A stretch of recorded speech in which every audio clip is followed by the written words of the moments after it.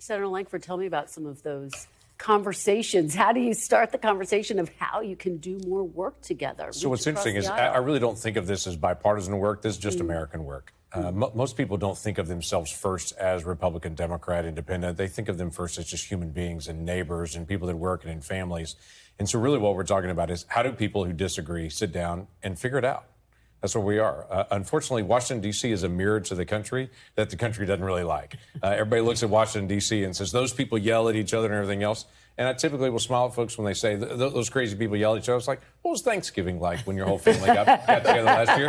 And what happens is family members get together that aren't together all the time. They see their differences and they have arguments. I was like, well, that's D.C. That's what's happening. People that disagree. But the difference is we're not supposed to just come here and just figure out how to be bipartisan. We're supposed to figure out how to solve problems. And two people that disagree or 100 people that disagree or 435 in the House that disagree have got to be able to sit down, be grown-ups, and say, let's talk this out. Let's figure it out. Do you feel like you're in a minority of people who care about figuring it out right now in Washington? Because certainly across the country, as we're saying, relationships, conversations are fractured. Yeah, conversations are fractured. I don't think I'm in a minority that want to figure it out.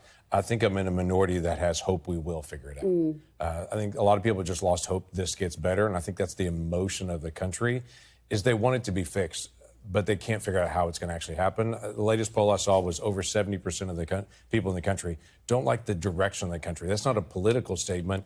It's an emotional statement, like what's happening to us as Americans.